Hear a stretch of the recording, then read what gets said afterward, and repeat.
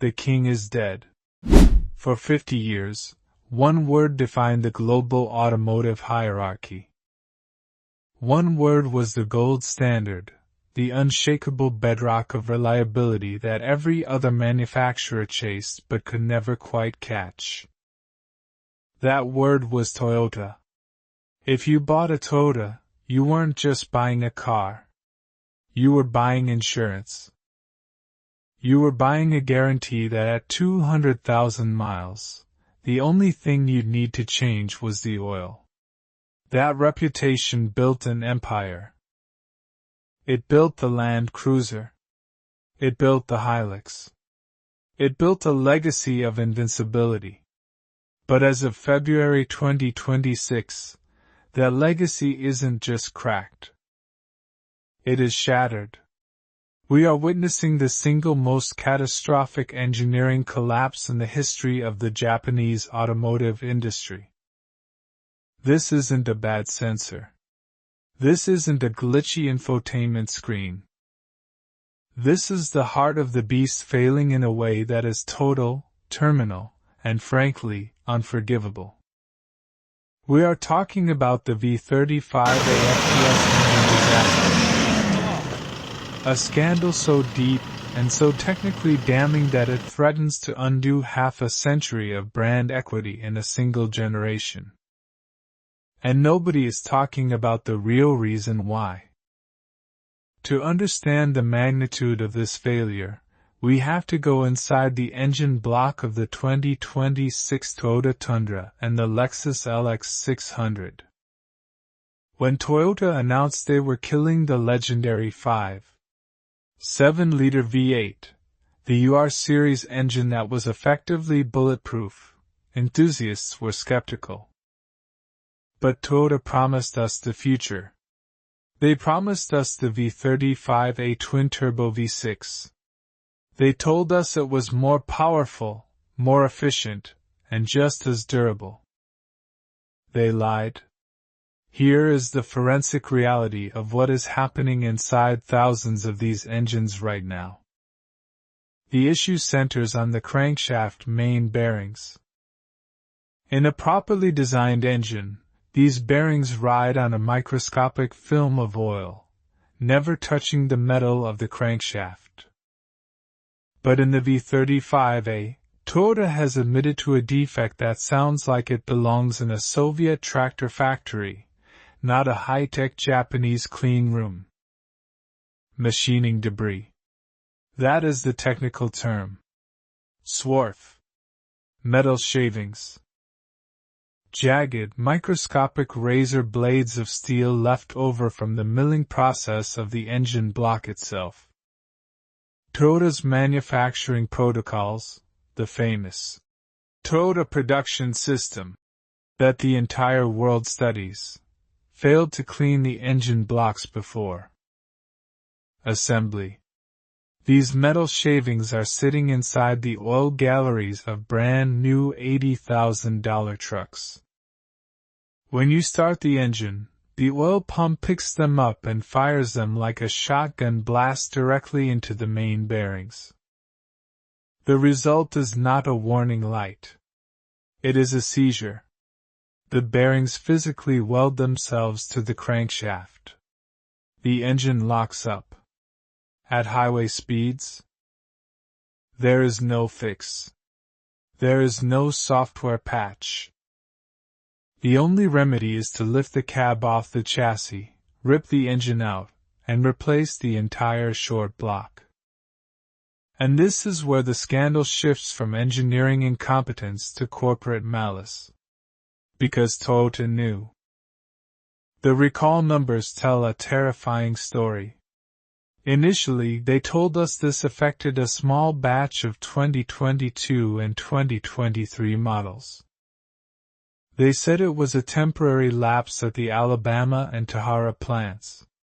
But then, in late 2025, the recall exploded.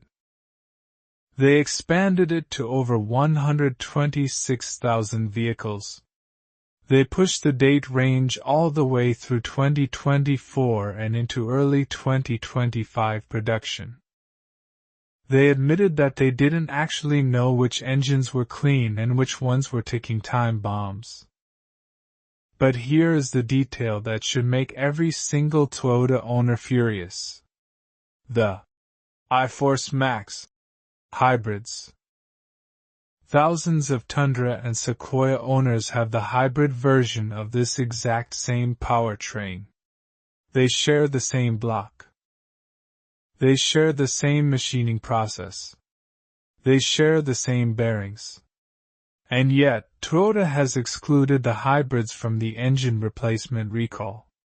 Why? Their official stance is silence. They refuse to provide technical justification. But forensic mechanics have a theory.